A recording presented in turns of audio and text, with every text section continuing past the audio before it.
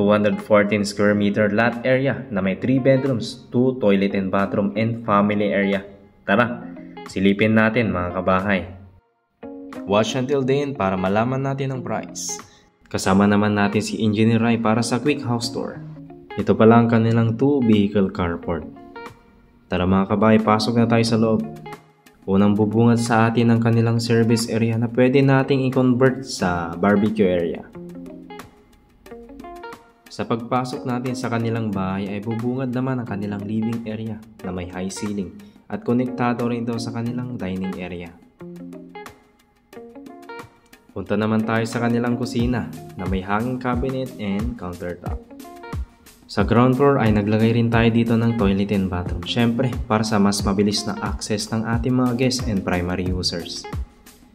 Katabi lang din ito ang kanilang bedroom 1 na napakasimple lang din ang design. Naglagay rin tayo dito ng kanilang storage room kung saan pwede tayo maglagay ng mga sobrang gamit. Proceed naman tayo sa kanilang service kitchen and laundry area. May daan rin pala dito mga kabahay patungo sa kanilang service area.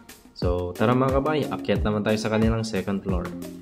At syempre mga kabahay, ang ating hagdan ay gawa naman sa wooden handle with stainless post. And wood planks naman ang ginamit natin for flooring. Ito naman ang view ng ating high ceiling pag nasa second floor na tayo. At syempre gumamit na rin tayo dito ng magandang chandelier. Sa pag-akyat natin sa kanilang second floor mga kabahay ay makikita natin ang kanilang family area or entertainment area.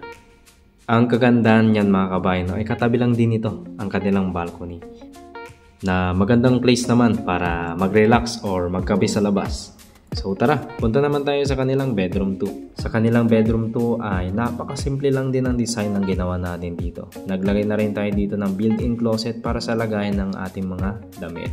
Ito naman ang kanilang master bedroom na napakasimple lang din ang design. Pero may sarili itong balcony. Maganda ito pag bagong gising tayo kung gusto nating lumanghap ng mga sariwang hangin sa labas.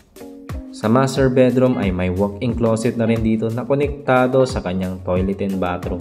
Kung napansin nyo mga kabahay ay may sensor ang kanilang ilaw na kusang nag-open pag may dumadaan. Isa ito sa mga project natin dito sa Rizal. Kung nais nyo ng ganitong bahay ay mag-message lang kayo sa aming page para ma-assist namin kayo sa inyong dream house. By the way mga kabahay, itong bahay na ito ay nagkakalaga ng 9 to 10 million pesos. Kita-kits ulit tayo sa mga susunod nating house tour.